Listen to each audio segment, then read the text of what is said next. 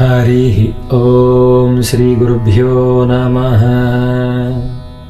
देवी सुरेश्वरि भगवति गंगे त्रिभुवनतारिणि तरलतरंगे शंकरमौळि विहारिणि विमले मम मतिरास्तां तव पदकमले।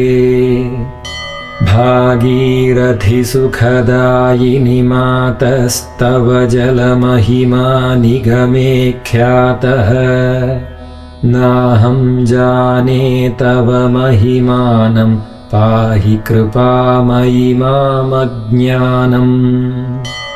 हरिपदपाद्यतरङ्गिणि गङ्गे हिमविधुमुक्ता धवलतरङ्गे। दूरीकुरु मम दुष्कृतिभारं कुरु कृपया भवसागरपारम्। तव जलममलं येन निपीतं परमपदं खलु तेन गृहीतम्। मातर्गङ्गे त्वयि यो भक्तः किल तं द्रष्टुं नयमः शक्तः। पतितोद्धारिणि जाह्नवी गङ्गे खण्डितगिरिवरमण्डितभङ्गे। भीष्मजननि हे मुनिवरकन्ये पतितनिवारिणि त्रिभुवनधन्ये। कल्पलतामिव फलदां लोके प्रणमति यस्त्वां न पतति शोके। पारावारविहारिणि गङ्गे विमुखयुवति कृततरलापाङ्गे। तव चेन्मातः स्रोतस्नातः पुनरपि जठरे सोऽपि न जातः। नरकनिवारिणि जाह्नवी गङ्गे कलुषविनाशिनि महिमोत्तुङ्गे।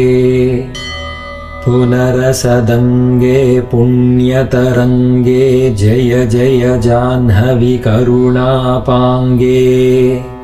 इन्द्रमुकुटमणिराजितचरणे सुखदे शुभदे भृत्यशरण्ये।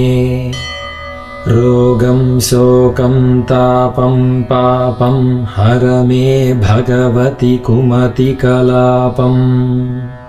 त्रिभुवनसारे वसुधाहारे त्वमसि गतिर्मम खलु संसारे। अलकानन्दे परमानन्दे कुरु करुणामयि कातरवन्द्ये।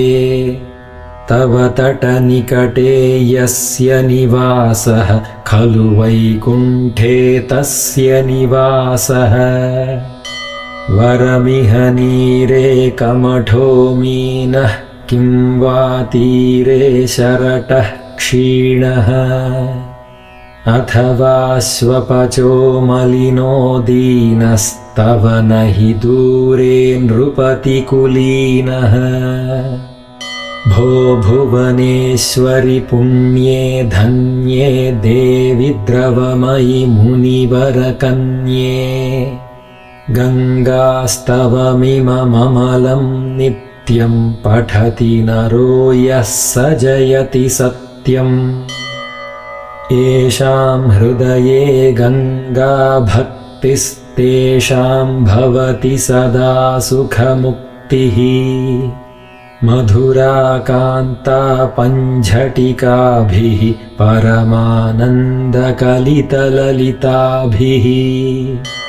गङ्गास्तोत्रमिदं भवसारं वाञ्छितफलदं विमलं सारम्। शङ्करसेवक शङ्कररचितं पठति सुखीस्तव इति च समाप्तः। सर्वं श्रीकृष्णार्पणमस्तु। श्रीगुरुभ्यो नमः।